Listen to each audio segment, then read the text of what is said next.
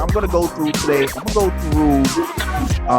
going to go through about four.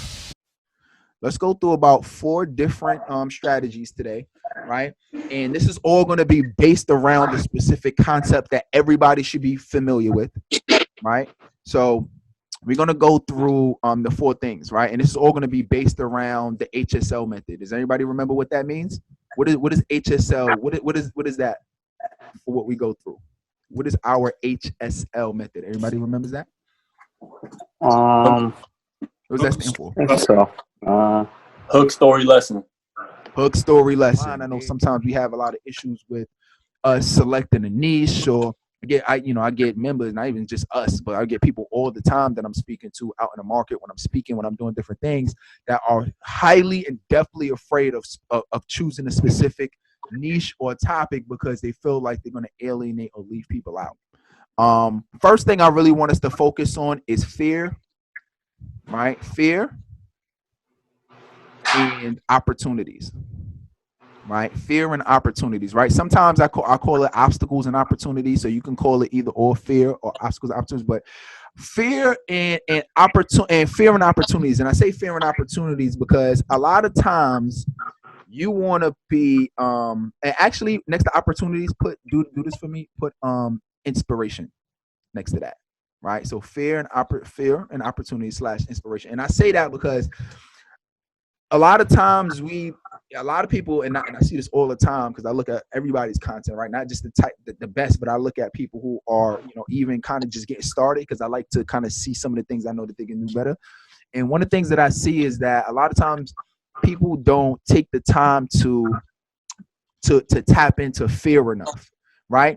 Sometimes you got to scare somebody to take action, right? I think I said this on one of the other calls the other day. Like, everybody's not, you can't just be, happy and go lucky with everybody and just be the most positive person in the world and just think that everybody's motivated. Remember, we're all motivated different ways. We all take action different ways. And sometimes you got to use the whip.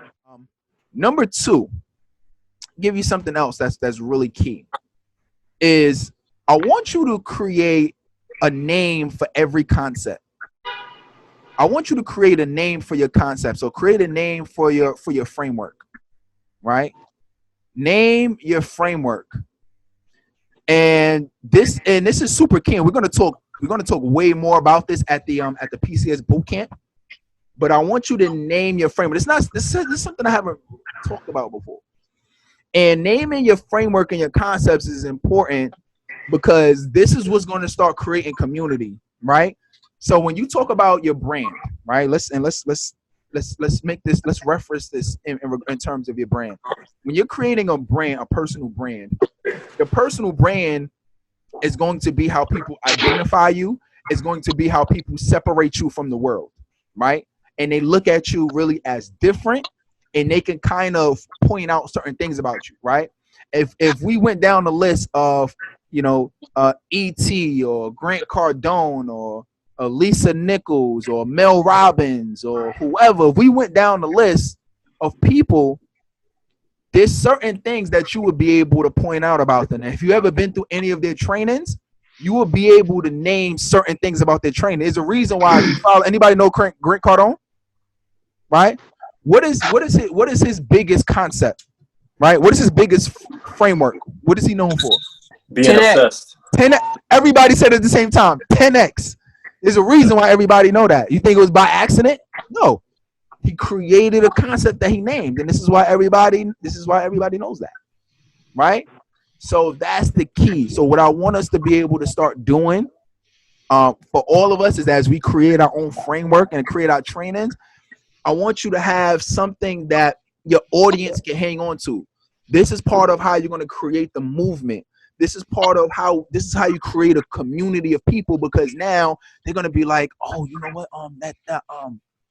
what, that concept that Dre come up, they'll say whatever, like, give me a concept, Dre, that you will use as part of your training. All right.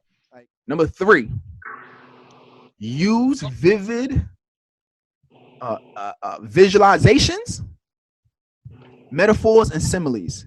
Use vivid visualizations, metaphors, and similes.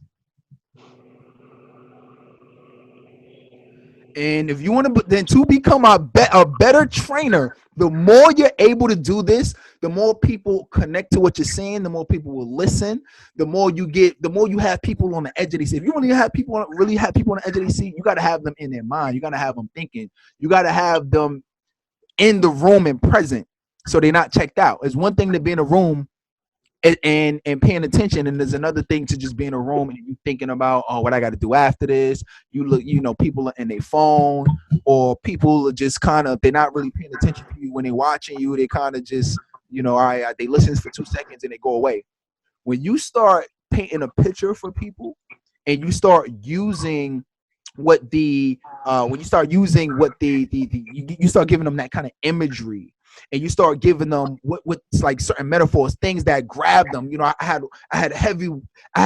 felt like it was boulders on my chest, right? I felt like the pressure was all around me, was on my throat. It almost felt like somebody was choking me. I couldn't breathe. My hands were sweaty, my palms, right?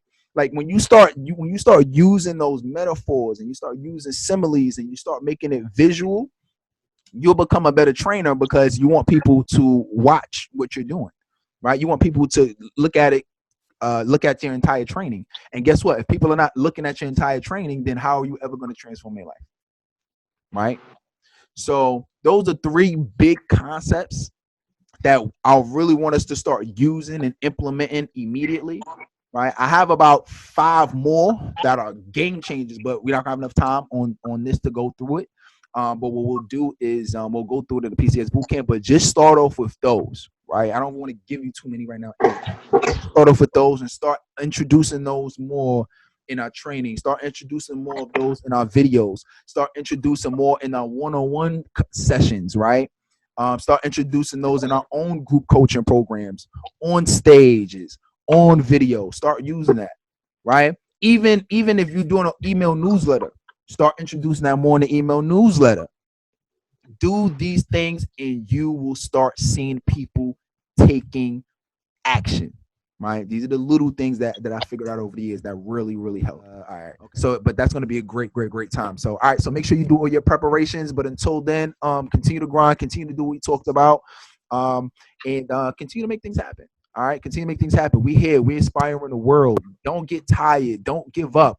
Don't let things stop us. Right, like, things are always going to happen in the world. Deaths in the family is going to happen. People are going to get sick. We're going to move. People get divorced. Things happen. Like, things are always going to happen.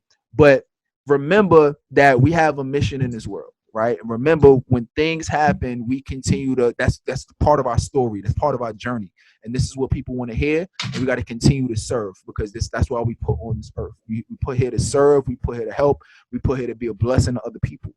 Right. And it's so funny because I was at a funeral maybe about a month ago, maybe 3-4 weeks ago. I went to a funeral, and everybody was going around just saying, having conversations and things that they remembered about. And it's actually one of my fraternity brothers.